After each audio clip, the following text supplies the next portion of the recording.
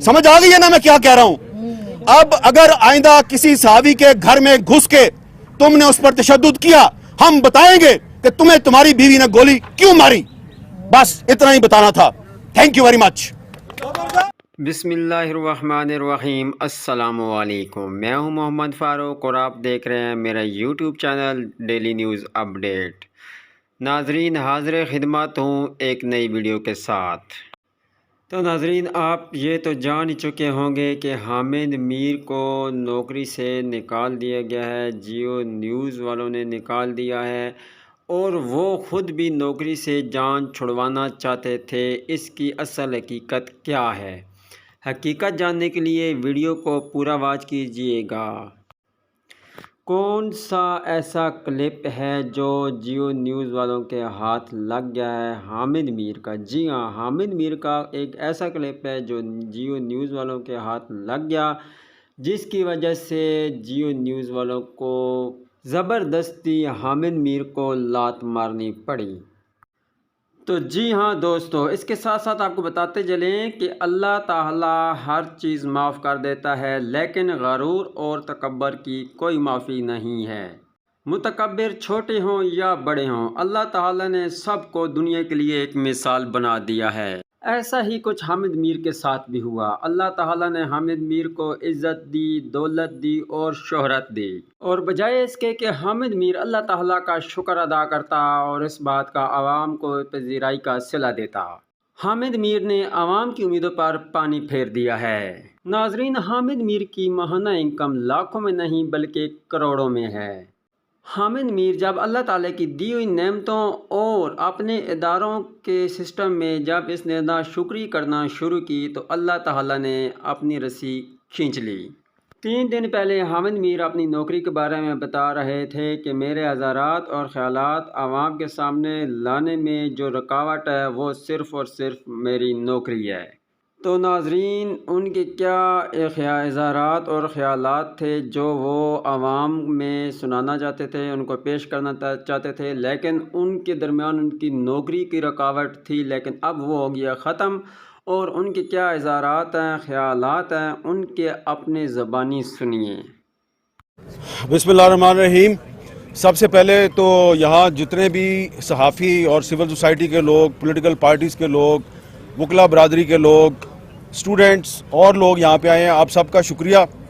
और असद तूर साहब जो हैं उनके साथ हम सब ने पहले भी इज़हार यकजहती किया था, आज भी कर रहे हैं। लेकिन यहाँ पर कुछ ऐसे चेहरे भी मुझे नज़र आ रहे हैं जो माजी में असद तूर की तरह तशद्दुद का निशाना बने, उन पर हमले किए गए। हमने इसी तरह मुजाहरे किए, इसी जगह पे खड़े होकर मुजाहरे किए और मुकदमात दर्ज हुए, लेकिन कोई नतीजा बरामद नहीं हुआ। अब एक करेला ऊपर से नीम चढ़ा। अब हुआ ये है कि एक तरफ हमला किया गया है, हमले के बाद 3 दिन गुजरने के बावजूद पुलिस ने कोई कार्रवाई नहीं की, और दूसरी तरफ वज़ीर इत्तलात साहब जो हैं वो BBC को कह रहे हैं जनाब कि इस तरह के हमले तो होते रहते हैं। तो अब हमें जो है ना एक लाउड मैसेज देने की ज़रूरत है, और मैसेज देने से पहले मैं आपके सामने एक एतराफ़ करना चाहता हूँ। और वो एतराफ़ ये है कि मुझे कुछ अरसे से ये लग रहा है कि हम जिन इदारों में काम करते हैं उन इदारों को चारों तरफ से घेरा डालकर इतना मजबूर कर दिया गया है कि वो हमें अपने साथियों की नौकरियों का वास्ता दे के कहते हैं कि यार ये बात ना करें, ये कर लें, ये ना करें, ये ना करें। तो हम अपने साथी जो हैं उनकी नौकरियों की खातिर थोड़ी एहतियात का मुजाहरा करते हैं, लेकिन ऐसा लगता है कि ये अब स्ट्रेंथ बन गई है दुश्मन की, जो हमारी आज़ादी सहाफ़त का दुश्मन है। लिहाजा मैं सिर्फ अपनी बात कर रहा हूँ कि मुझे लग रहा है कि ये जो नौकरी है मेरी, ये मेरे पाँव की जंजीर बन रही है और मैं कुछ बातें नहीं कह सकता। लिहाजा आज के दिन से मैं आहिस्ता आहिस्ता कुछ बातें कहनी शुरू करूँगा, और जिसने मुझे नौकरी से निकलवाना है वो नौकरी से निकलवा दे, क्योंकि नौकरी से निकालेगा तो मुझे आज़ादी मिलेगी। मुझे आज़ादी मिलेगी तो मैं तुम्हारे चेहरों के नकाब नोचूंगा।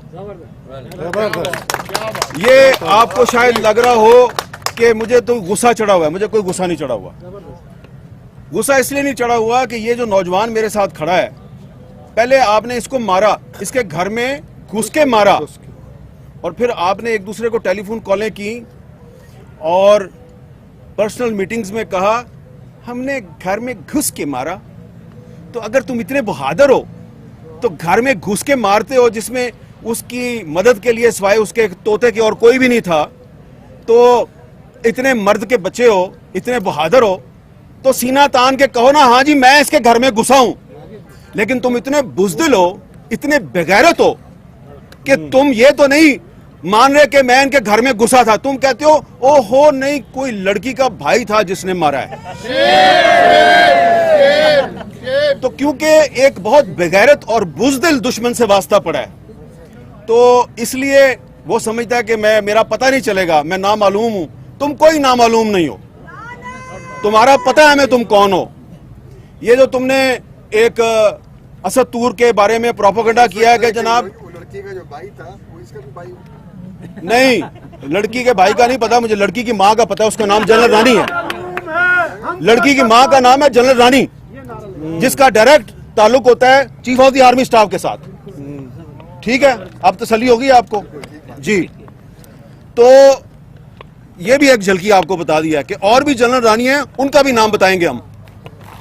ये मैंने इसलिए बात किया कि इसको मारा भी और फिर कहा कि ये तो जनाब पॉलिटिकल असाइलम लेना चाहता है। तो पॉलिटिकल असाइलम इसने तो नहीं लिया, पॉलिटिकल असाइलम तो तुम्हारे बाप परवेज मुशर्रफ ने लिया, जो चूहे की तरह इस मुल्क को छोड़ के भाग गया।